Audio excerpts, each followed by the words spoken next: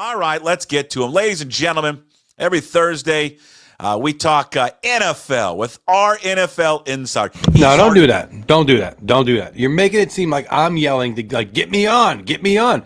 You're texting me, are you ready? If you see me and I'm here, I'm ready. So don't act like I'm like, hey, what the frig, man? I get my time is valuable. It's not that. That's the opposite. But that's what you said. You said my time's valuable. Put me on now. Stop it.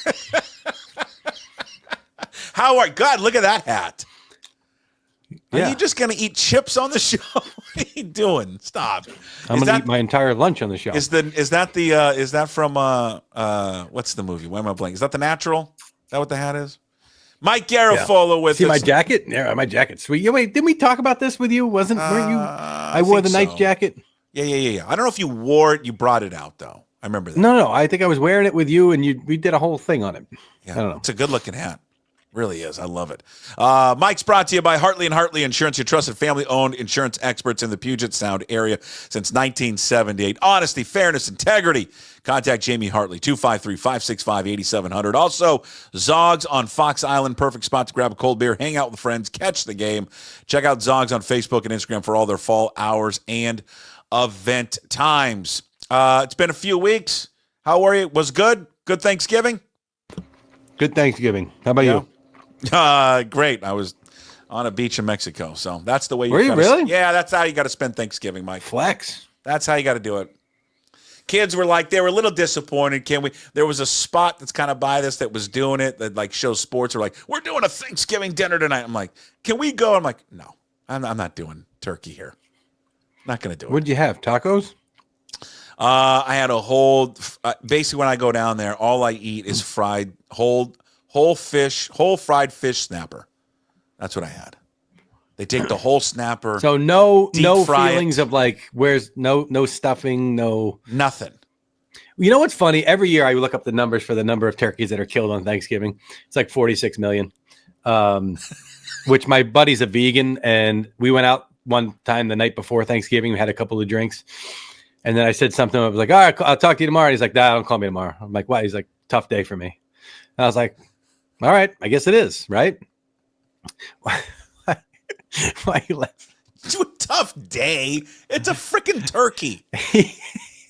God. Come on, man. We've been eating animals forever. He's an animal. You know what your buddy would do? What's your buddy's name? He's not my buddy anymore. He fell off the face of the earth. Okay, what's his name? Joe. All right, Joe. You know what, Joe? You know what would happen to you, Joe, if a plane went down in the Andes, because this is a true story, and you had nothing to do and you just survive, you would eat Garafolo. That's what you would do to survive. So don't give me this, it's a tough day of the turkeys. I mean, come on. So I look up the numbers and they say, 46 million and it's a huge chunk of the overall. But I always think to myself, all right, well, maybe sometime in March we'll make a turkey dinner, and you're not going to. So when you don't get that whole turkey dinner on Thanksgiving, you're not having that for another year. It's not like I can have it. You're not having it, are you? We had it when we came home.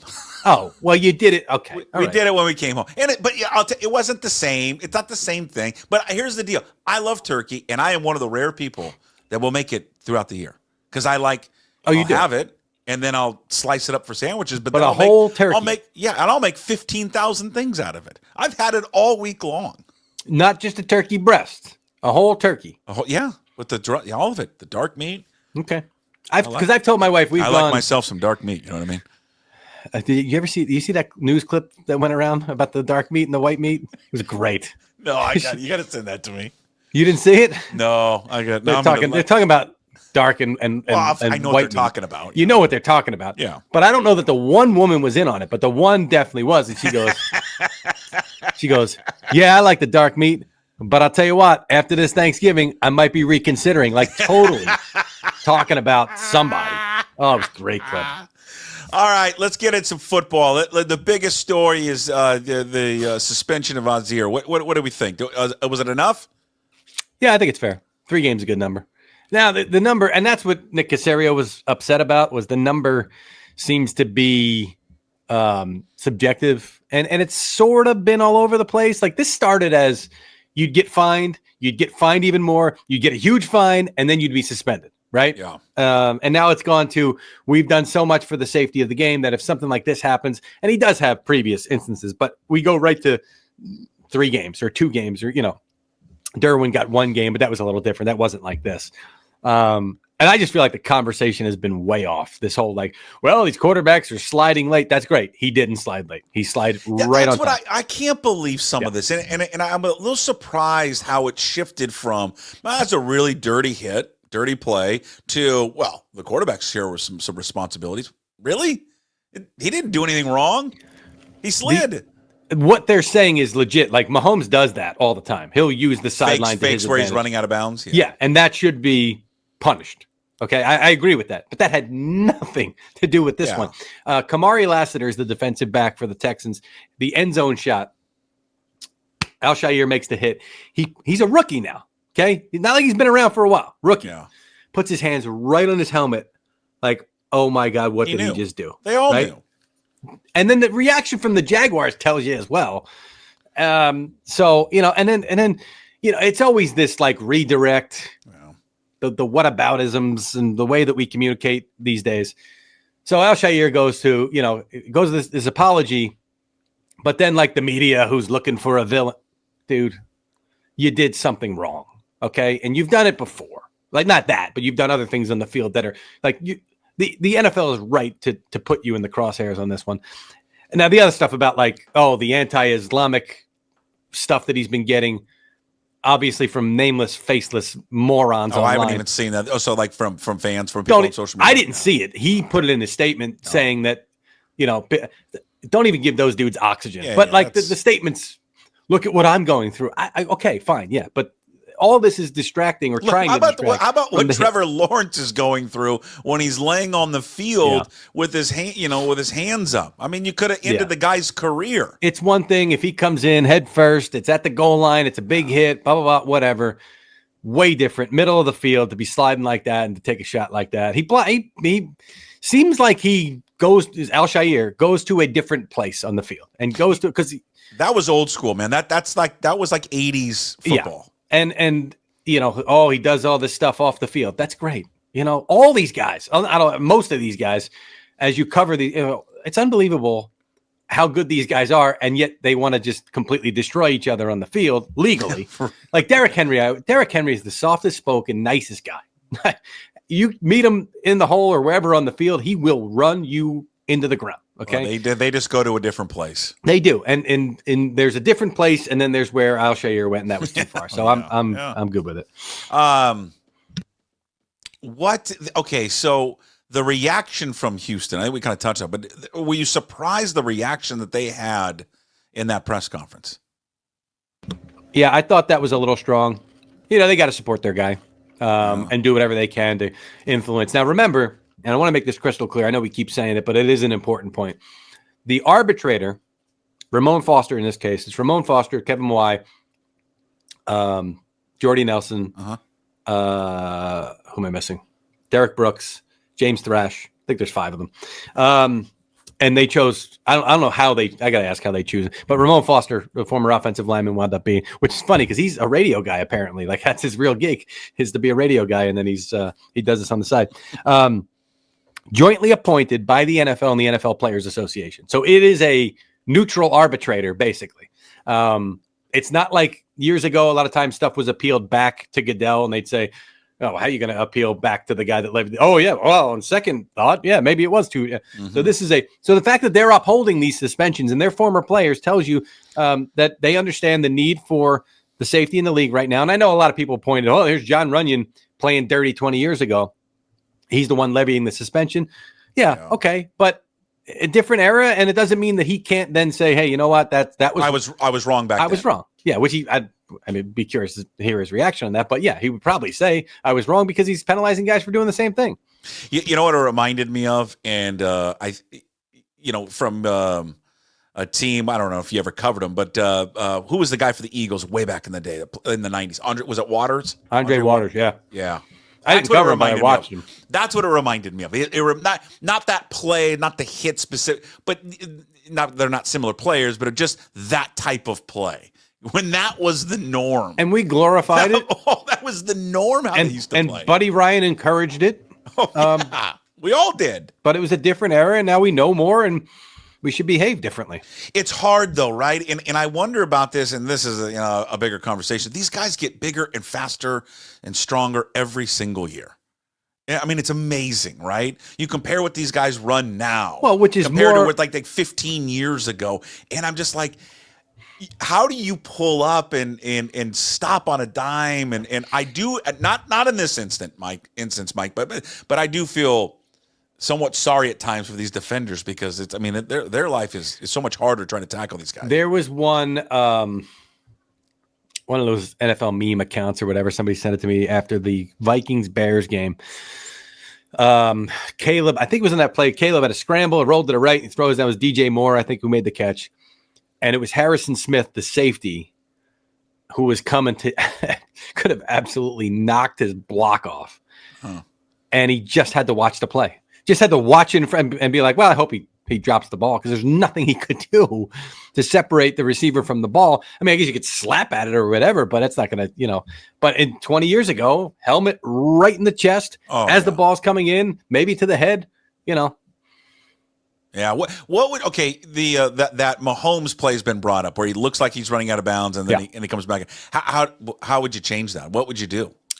It should be a penalty. Like the referee should be able to see that. We can see it live. The referee should be able to see that he was acting like he was going to go out of bounds, and it's the same as intentional grounding, right? You're trying to get into the quarterback's head and understand what he was trying to do, because a lot of times a quarterback will throw, and you'll hear this on the broadcast. He'll throw to a receiver who's running a go route, and he'll claim, no, he was supposed to stop. And they don't. Sorry. No, we don't give you that. If you throw and there's nobody there, you're in the pocket, you're under pressure, he screwed up. That's just the way the cookie crumbles for you on that one. So they could do something similar when it comes to this stuff. And I think they should, and there should be fines. And if it continues, there should be suspensions for that too as well. There's no question. But how, oh my God, isn't that in a subjective in a way? Like how... Because could Mahomes, but I'm saying it's could Mahomes argue? No, I wasn't trying to go out of bounds. I'm just trying to use the sideline as leverage and then cut back. I mean, nope, because you're afforded that protection from the sideline, from the slide, and if you use that to your advantage against a guy, because it's health, right? In the end, it's about health, and you're using all this stuff that we're trying to make this game. It's never going to be safe. It's football, right? There's going to be the risk of injury, but we're trying to make it as safe as possible, and that intersection of as safe and entertaining as possible. And you're using that's dirty. Yeah. Like that's dirty. Yeah. The same word that I would use for a guy taking a shot at a guy's head. That's dirty play. I don't like it. I think it's unsportsmanlike conduct. There you go. You can call it that if you want. Yeah. But I think that should absolutely be something that's discussed after the season by the competition committee. I don't see a lot of it, by the way. I really don't see a lot of it. There's just certain instances, and maybe just putting it in the rules, you won't see it at all. Okay. But as long as he's getting away with it, he'll try it from time to time. Big topic out here is there's some heat being turned up on Ryan Grubb. Yeah. Seahawks offensive coordinator after 12 games. Some wanting him to be replaced at the end of the year. Hey, when you go back to the hire of him, how much of it do you, if you know, was a collaboration between Schneider and McDonald, or was it just a strictly Schneider call? I don't know about that. I mean, it was, Mike McDonald certainly had a hand in that. It wasn't I thought you were going to say the other way. Was it strictly a McDonald call? No, I think it was a collaborative approach from my understanding. Okay. You think it's crazy to think about already replacing a guy after 12 games? Yeah, because they're winning, right? In the end, I understand it, and the shortage, I can't speak today. You know what I'm trying to say. Short yard situations, the running game needs to improve. They understand that. They're working on it, Yeah. But there is an element of guys calling it well enough to win. I mean, the Bills fired Ken Dorsey last year. They were a winning team. It can be done. I think, is it too early? Probably. But if you do feel like, oh, this guy's we made the wrong hires, like don't waste time. Yeah, that's true. So, but I don't get the sense that they feel that way in the building right now. Mm-hmm. And it's not like they're content just because they're winning, but I think they feel like they've got a good offensive coordinator here. He's going through the process like anything. Yeah, I just think, I always thought there was going to be a learning curve for him coming from college to the NFL, right? No NFL experience. And the defensive coordinators in this league have seen it all. They've seen everything. College, it's much more experience in college, obviously. Mm-hmm. And, I think there was going to be a learning curve. And then the other thing of it is if we're going to spend all this time, especially out here, bitching and moaning about the play of the offensive line, like how much can he actually get to in his play call sheet if his offensive line can execute blocks? And that's part of your short yardage issue as well, too. Of course, you need your offensive line to be dominant in that case, and we've seen it from the teams like the Eagles that are good in short yardage, that are strong in that area. Also, the quarterback helps. And when he last week, I asked him about. I was like, you added a new wrinkle to the brotherly shove there by fumbling the ball, recovering it, and still getting it across the line. He goes, "Now that wasn't planned, obviously." He goes, "But we made it work." So he's cool under pressure. I really like Jalen Hurts. I love watching him operate on and off the field. The way he's just chill about everything. How about that storyline, by the way? Can we just pause for a second? How about that storyline? A month ago, he's flipping off or whatever. Sirianni's yelling at fans. Maybe it was longer than a month ago. People are like, maybe he's gone. They should make a move. And now they're the best team in football. It's just stupid. That's why I try to come on and just, Puck, take a breath. Stay patient, buddy. But people wanted him out. Now they're 10-2. Of course they did. They want everybody out. Guys that haven't been hired yet, they want out.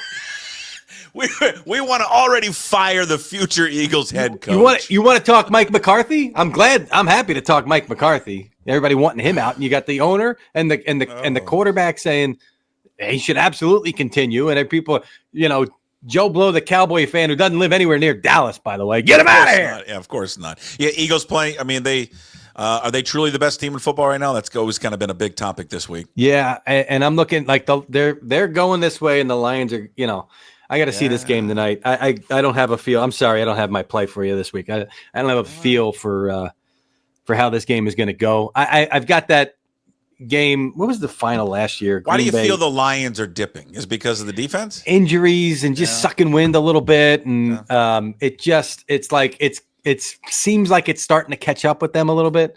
And I think that game against Chicago, the way they didn't finish it, the way you're used to seeing them finish it. I'd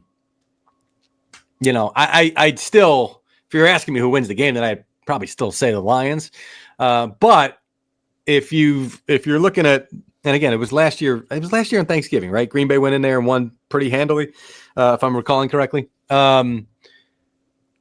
If just in my head, if you put the Eagles and the Lions on the field, I got to go Eagles right now.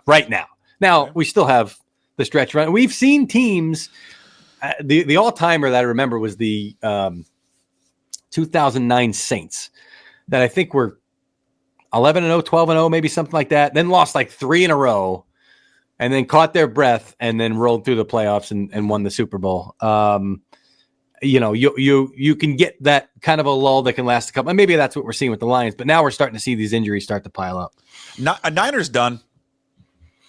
Is that regime done? Well, the one that has been constructed here in the last few years that was built to win a championship, is that done? Do they need to pivot now? The regime, like coach and general manager? Well, yeah. Just all of it. No. Because you got contracts coming up. Guys are getting older. No. Okay. And there was wasn't John Lynch up for the Amazon job or potentially going to, toying with the idea of, let me go back to broadcasting. Does he have 1 foot out the door, you think? That was in the back of his head a couple of years ago. And so that's always going to be there. And maybe it's this year where he goes, you know what, this is like stuff that's so out of your control. And because that's what they feel right now. It's like they had a good roster. Yeah. The Trent Williams is going down, McCaffrey down again. All these guys, Ayuk with an ACL. And it's like you went through that whole summer. But can they run it back again with all that, though? The guys are getting old. McCaffrey is, but they're drafting they're drafting well, and they're coaching up guys well, and they're scheming well, so they can restock the cupboard basically. Okay.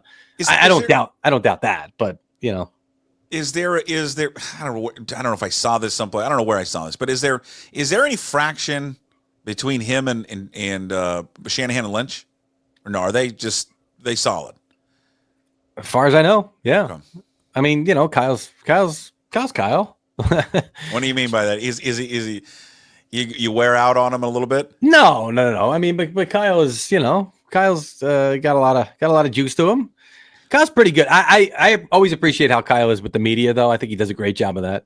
So that's I'll always give you a great review on Kyle because that's from my perspective. And he's a really good coach. He's a really good coach. Yeah. But he always looks to me like he's ready to blow, and then he just never does. It's just like his demeanor, He looks like he's been on a 2-week just bender. Bender is the word I knew you were going to say. Bender. Okay. He also looks like he hasn't had anything to eat. And then he's dressed like he's, rides a single speed bike. And, he hangs out at coffee shops and local breweries. These guys that's what he looks like. He always looks like and you know what he has in his mouth 24/7? A Zen. That's what he's got in his mouth. I don't know what's a Zen. Is that a tobacco thing? Yeah, like tobacco, but it's not. It's like for people who chew, but they get rid of it. I've tried to decode who the surprise is going to be in the whole coaching thing. Maybe a surprise because his name's people are floating the idea out that the Bears. He's praising Caleb Williams. Is he trying to send some message to Chicago? Come get me. I don't think so. No, and I know that's been speculated, but I don't think so.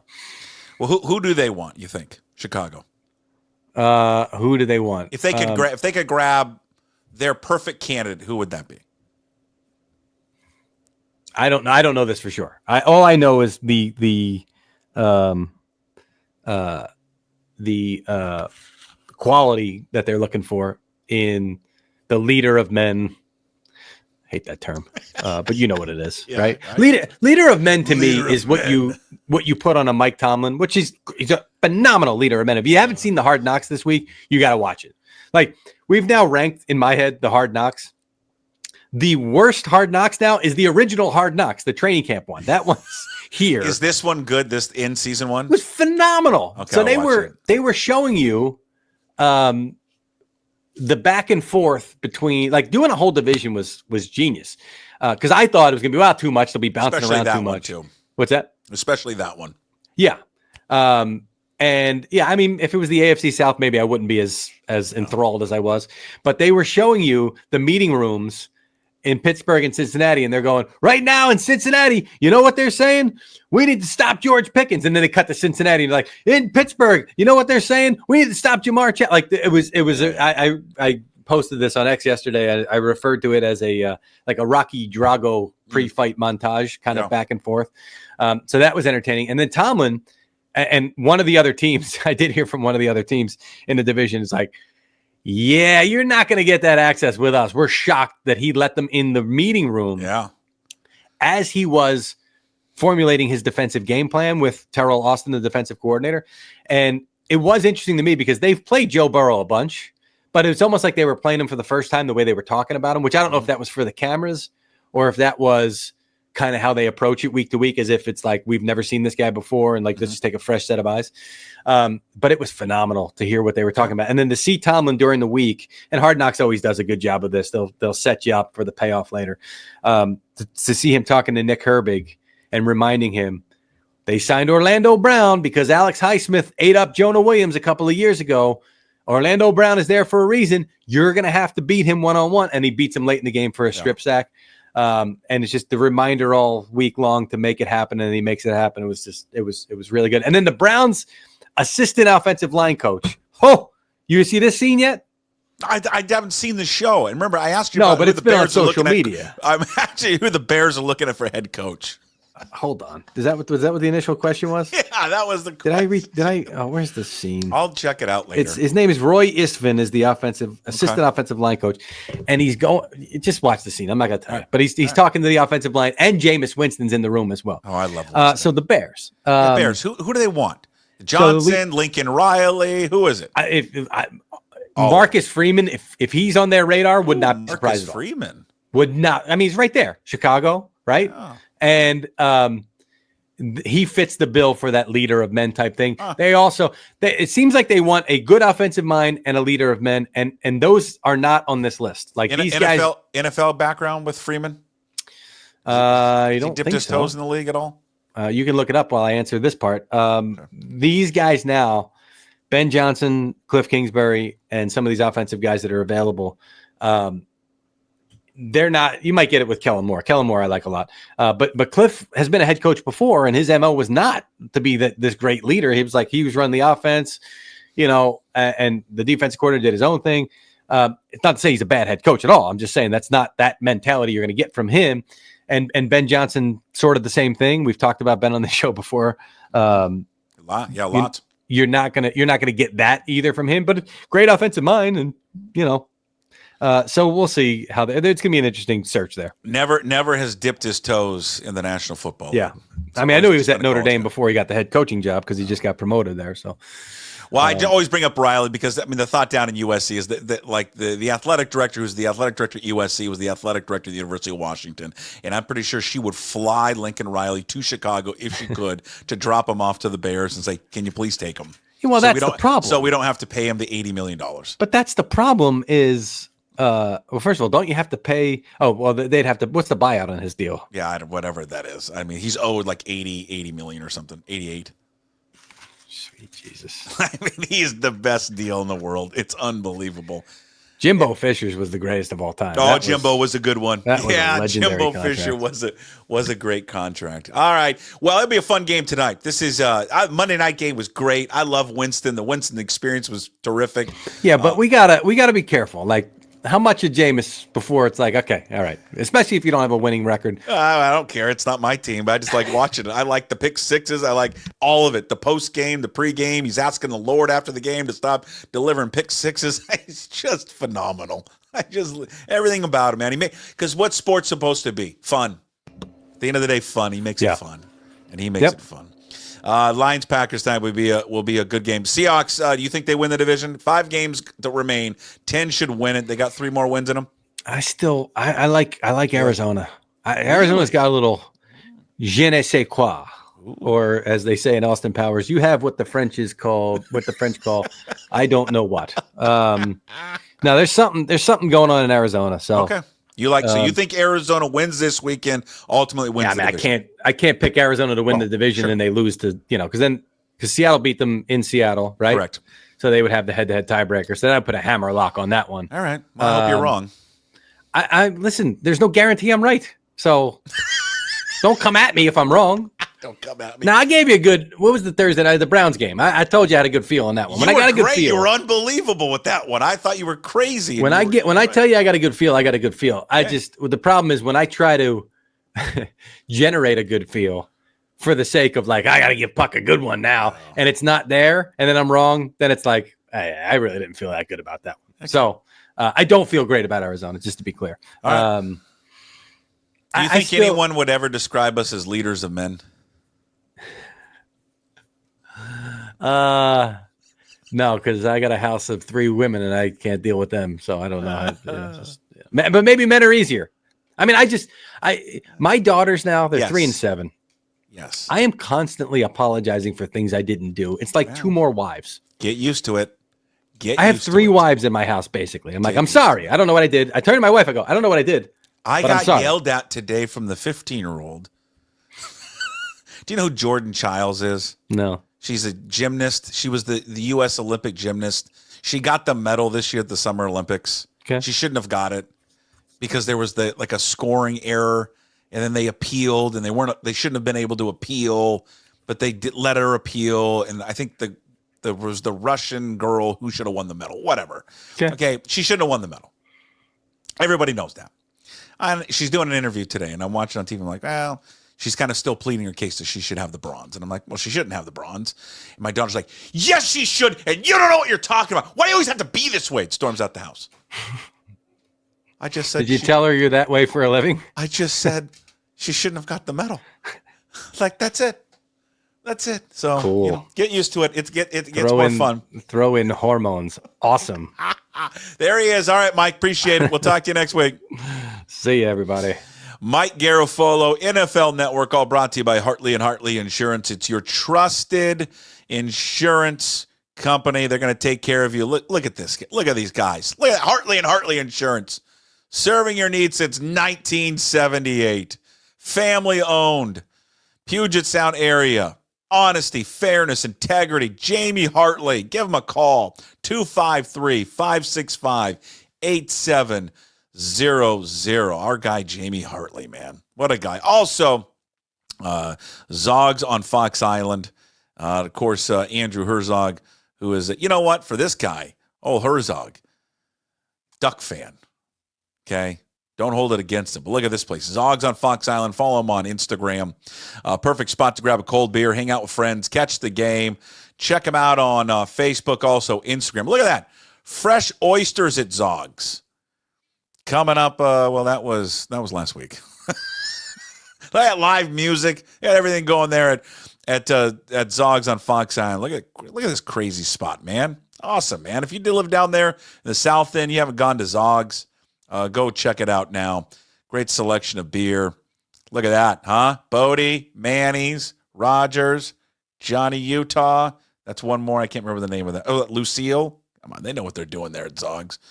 Big thanks to Zogs and also Hartley and Hartley Insurance for bringing you Mike Garafolo every single Thursday here on pucksports.com. In case you missed it, you came in late. I know some of you now are listening to this later, but we do it live every day at 10 o'clock. You can catch the full episode of Mike Garafolo up on YouTube if you want to watch two handsome people. Also, if you just want to listen to it, it's always up there on Apple, Spotify, wherever you find your podcast, and, of course, always at pucksports.com.